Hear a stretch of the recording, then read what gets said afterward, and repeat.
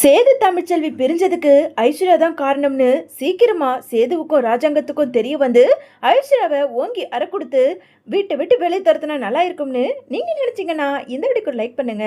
வாங்க வீடியோக்குள்ள போலாம். என்ன மாப்பிள்ளை இது? என் பொண்ணு விஷத்தை சாப்பிட்டுடுவேன்னு எல்லார் முன்னாடியும் கத்தி கதறி அழுதுகிட்டு இருக்கா. நீங்க என்னடானா ஒரு வார்த்தை கூட சொல்லாம இப்படி செல மாதிரி நின்னுக்கிட்டு இருந்தா என்ன அர்த்தம்? நீங்களே சொல்லுங்க. இங்க பாருங்க மாப்பிள்ள, என் பொண்ணு கழுத்துல நீங்க தாலியை கட்டலனா அவ மட்டும் சாக மாட்டா, நானும் என் பொண்டாட்டியும் சேர்ந்து மொத்த குடும்பமும் செத்து போயிடுவோம். அதுக்கப்புறம் நீங்க மட்டும் நிம்மதியாவா இருந்துட முடியும் அப்படின்னு சொல்லிட்டு அங்க இருந்த ஐஸ்வர்யோட அப்பா இங்க சேதுவை மிரட்ட உடனே ராஜாங்க இருந்துக்கிட்டு, ஏயா சேது, இவங்க சொல்றதும் ஒரு விதத்துல நியாயமா தானே இருக்கு. கல்யாணம் வரைக்கும் ஒரு பொண்ணு கூட்டிட்டு வந்துட்டு அந்த பொண்ணு கழுத்துல தாலி ஏறலனா ஊர் உலகம் தப்பா பேசும் இல்லையா? அதனால ஈஸ்வரி சொல்ற மாதிரி தமிழ்ச்செல்விய நீ தான் வெட்டி விட்டுட்டல, இனிமே அவங்களுக்கும் நமக்கும் எந்த உறவும் இல்லை. பேசாம நீ ஐஸ்வர்யா கழுத்துல தாலியை கட்டிடு அப்படின்னு சொல்லிட்டு இங்க ராஜாங்க சொல்ல வேற வழி இல்லாம அங்க ஐஸ்வர்யா எங்க செத்து போயிட போறாளோ அப்படிங்கிற ஒரே நோக்கத்துக்காக அங்க இருந்த சேதுவோ மணமேடைக்கு போய் உக்கார இங்க ஐஸ்வர்யாவோ ரொம்ப சந்தோஷத்தோட அங்க மணமேடைக்கு போய் உக்காடுறாங்க. ஏய் ஐஸ்வர்யா, ஆனா சரியான கேடி தாண்டி, எங்க இருந்தடி அவ்வளவு மாத்திரை கையில வச்சுட்டு இருந்த அப்படின்னு சொல்லிட்டு இங்க ஈஸ்வரி அங்க உட்காந்துக்கிட்டு இருந்த ஐஸ்வர்யா காத்துல அப்படியே பொறுமையா கேட்க, ஆண்டி நீங்க தானே சொன்னீங்க எப்படி இருந்தாலும் சேதுவும் கழுத்துல தாலி கட்டணும்னு, அதனாலதான் நான் முன்னாடியே ஏற்பாடு பண்ணி எடுத்துக்கிட்டு வந்துட்டேன். எப்படி? சரி சரி, நீ பொறுமையா உட்காரு, அதுக்குள்ள சேதுவும் கழுத்துல தாலி கட்டிடுவான், அதுக்கப்புறம் இவங்களோட குடுமி நம்ம கிட்ட அப்படின்னு சொல்லிட்டு இங்க ரெண்டு பேருமே பேசிக்கிட்டு இருக்க அதே நேரம் இங்க ஐயருமே அங்க மந்திரத்தை சொல்லிட்டு கெட்டி மேளம் அப்படின்னு சொல்ல கொஞ்ச நேரத்துல இங்க சேதுவோ அங்க தமிழ்ச்செல்வி தன்னோட குழந்தைகள் எல்லாம் நினைச்சு பார்த்து வேற வழி இல்லாத இங்க ஐஸ்வர்யோட உயிருக்காக சேதுவோ ஐஸ்வர்யோட கழுத்துல அங்க தாலிய வைக்க அதே நேரம் இங்க வாசல்ல ஆட்டோல வந்து இறங்கின அப்பத்தாவோ கை குழந்தையோட உள்ள வந்து கல்யாணத்தை நிறுத்துங்க அப்படின்னு சொல்லிட்டு ரொம்ப சத்தம் போட்டு குரல் கொடுக்க ஒட்டுமொத்த மண்டபத்துல இருந்த எல்லாருமே திரும்பி பார்க்க அங்க அப்பத்தாவோ கை குழந்தையோட தூக்கிக்கிட்டு உள்ள நடந்து வர்றதை பார்த்ததும் எல்லாருக்கும் அதிர்ச்சியா இருக்கு. இதை பார்த்துக்கிட்டு இருந்த ஈஸ்வரியோ, இது என்ன, இது கல்யாணமா இல்ல வேற ஏதாவதா? எப்ப பாரு ஆளுக்காளு வந்து கல்யாணத்தை நிறுத்துங்கன்னு என்ன இதெல்லாம் அப்படின்னு சொல்லிட்டு இங்க ஈஸ்வரி குரல் கொடுக்க, அடியே கூறு கெட்டவளே, பேசாம அமைதியா இரு, இங்க நான் பேச வேண்டிய கொஞ்சம் வேலை இருக்கு, அது வரைக்கும் வாயை முடிக்கிட்டு அமைதியா இல்லைன்னு வச்சுக்கோ, அதுக்கப்புறம் உன் குடிமி ஏங்கிட்ட ஜாக்கிரதை அப்படின்னு சொல்லிட்டு இங்க அப்பத்தா பேச அங்க ஈஸ்வரிய வாயை முடிக்கிட்டு அமைதியா ஆடி போய் நின்னுகிட்டு இருக்க அதே நேரம் வந்த அப்பத்தாவோ அங்க இருந்த எல்லாரையும் பார்த்து, என்ன எல்லாரும் என்னைய பார்த்துக்கிட்டு இருக்கீங்க? என்னடா இது, கிழவி கையில குழந்தையோட வந்து நிக்கிறாளேன்னு என்ன பார்த்துக்கிட்டு இருக்கீங்களா? ஏன் சேது, உனக்கு தான் கல்யாண ஏற்பாடு நடந்திருக்குல்ல, அதனால கல்யாண பரிசா உன்னோட குழந்தைய உன்கிட்டயே கொடுக்கலாம்னு தான் நான் எடுத்துக்கிட்டு வந்திருக்கேன். இந்தா உன் குழந்தைய புடி அப்படின்னு சொல்லிட்டு இங்க அப்பத்தாவோ அந்த குழந்தைய அங்க மணமேடையில வைக்க, என்னையா சேது, இது உன் குழந்தை, தமிழ்ச்செல்விக்கு ரெட்டை புள்ள பிறந்திருக்கு, ஒன்னு ஆண் குழந்தை இன்னொன்னு பெண் குழந்தை.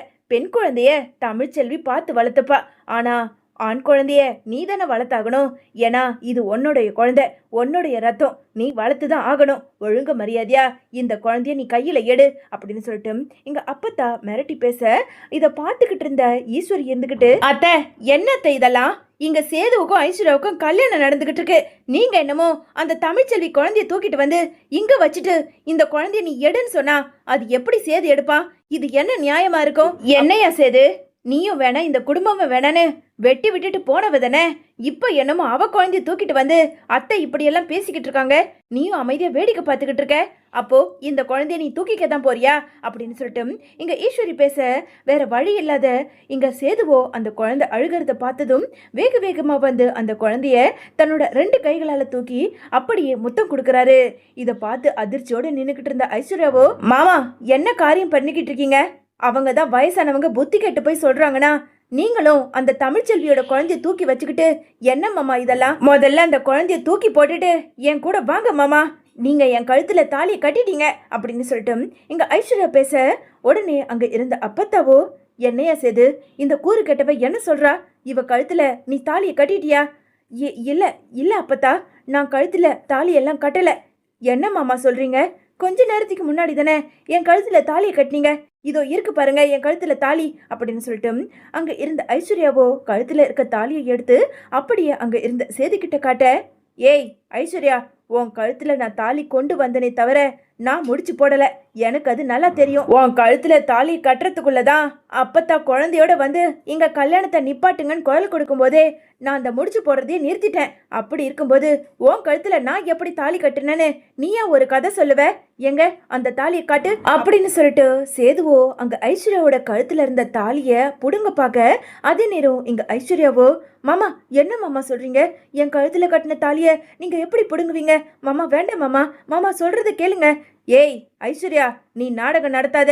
நான் உன் கழுத்துல தாலியை கட்டவே இல்லை. அப்பத்தா நான் கட்டல அப்பத்தா, இங்க பாருங்க அப்படின்னு சொல்லிட்டு அந்த கயிறை இழுக்க, ஒரு இழுல அந்த கயிறுமே அப்படியே கையோட வர, இதை பார்த்ததும் அங்க அப்பத்தாவுக்கு எல்லாருக்குமே அதிர்ச்சி ஆகுது. பாத்தியா அப்பத்தா, இவ கழுத்துல நான் தாலியை கொண்டு போனேன்னு தவிர இவ கழுத்துல நான் கட்டவே இல்லை. சும்மாதான் இவ கழுத்துல வச்சுக்கிட்டு தாலியை கட்டணும்னு சொல்லி இவளா நாடகம் ஆடிக்கிட்டு இருக்கா. இங்க பாருங்க, எல்லார்கிட்டையும் நான் மன்னிப்பு கேட்டுக்கிறேன். கொஞ்ச நேரத்துக்கு முன்னாடி இவ கழுத்துல தாலியை கட்டுறதுக்காக நான் போனதான். அதே மாதிரி இவளும் நிறைய மாத்திரைகளை வச்சு நான் செத்து போயிடுவேன்னு என்கிட்டயே பிளாக்மெயில் பண்றா. அப்படி இருக்கும்போது இவளோட உயிரை காப்பாத்துறதுக்காக என்னோட வாழ்க்கையை எப்படியாவது கொடுக்கணும்னு என் அப்பா சொன்ன ஒரு வார்த்தைக்காக இவ கழுத்துல தாலி கட்டி இவளை ஏத்துக்கலான்னு தான் பார்த்தேன். ஆனா எப்போ அப்பத்தா என் குழந்தைய என்கிட்ட எடுத்துட்டு வந்து கொடுத்து இந்த குழந்தைய நீ வளர்த்தெடுன்னு சொல்லி என் குழந்தைய கொடுத்தாங்களோ, அப்பவே எனக்கு என் குழந்தை தான் முக்கியம்.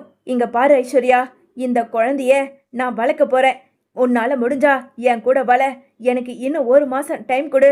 அதுக்குள்ள எனக்கு மனசு மாறினாலோ ஒன்னு எனக்கு பிடிச்சாலோ நானே உன் கழுத்துல தாலி கட்டுறேன். அது வரைக்கும் என் குழந்தை என் கூட தான் இருக்கும் அப்படின்னு சொல்லிட்டு இங்க சேதுவோ தன்னோட முடிவை மாத்தி பேச, உடனே அப்பத்தா இருந்துகிட்டு, ஏயா சேது அப்படி சொல்லியா? நீதாயா என் பேரன், எனக்கு தெரியும்யா. இந்த கல்யாணத்துல உனக்கு விருப்பமே இல்லாம தான் நீ இந்த கல்யாணத்தை பண்றேன்னு.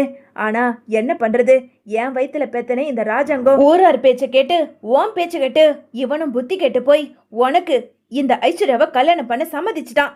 ஆனா தமிழ்ச்செல்வி நம்ம குடும்பத்துக்காக எவ்வளவோ தியாகத்தை பண்ணி அவ வயித்துல நேர மாசமா குழந்தை இருக்கும்போதே ராஜாங்கத்தோட உயிரை காப்பாத்தினவ. ஆனா அவளை பத்தி கொஞ்சம் கூட யோசிச்சு பார்க்காம இப்படி உங்க இஷ்டத்துக்கு ஆட்டம் ஆடுனீங்களே. எல்லாத்துக்கும் சேர்த்து நீங்க பிராச்சத்தை தேடணும்னா இந்த குழந்தைய நீ சேது வளர்த்துதான் ஆகணும். இந்த குழந்தைய நீ கையில எடு அப்படின்னு சொல்லிட்டு அங்க இருந்த அப்பத்தா சொல்ல, இங்க சேதுவோ அந்த குழந்தைய அப்படியே தூக்கி, அப்பத்தா இந்த குழந்தைய நானே வளர்த்துக்கிறேன் அப்படின்னு சொல்லிட்டு இங்க சேதுவோ அங்க இருந்த ராஜாங்கத்துக்கிட்ட வந்து, அப்பா என் குழந்தைய நான் வளர்க்கலாம்ல அப்படின்னு சொல்லிட்டு சேது கேட்க, என்னையா கேள்வி, இது நம்ம வீட்டு வாரிசியா? இந்த குழந்தைய தாராளமா நீ வளர்த்துக்க அப்படின்னு சொல்லிட்டு இங்க ராஜாங்கம் பேசிக்கிட்டு இருக்க. இன்னொரு பக்கம் இங்க வசந்தியோ அங்க தனத்தை அழைச்சிக்கிட்டு ஆட்டோவை பிடிச்சு எப்படியோ கல்யாண மண்டபத்தை கண்டுபிடிச்சு நேரா மண்டபத்துக்கு உள்ளேயும் வராங்க. அம்மா அம்மா குழந்தை எங்கம்மா?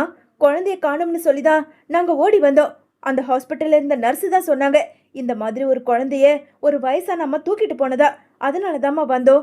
எங்கம்மா, எங்க ஆண் குழந்தை அப்படின்னு சொல்லிட்டு வசந்தி பதட்டத்தோட அப்பத்தாவை பார்த்து கேட்க, அடியே எதுக்காகடி இப்படி பதட்டவத்தோட ஓடி வர? ஏன் உன் குழந்தைய தூக்கிட்டு போய் நான் என்ன பண்ணிட போறேன்?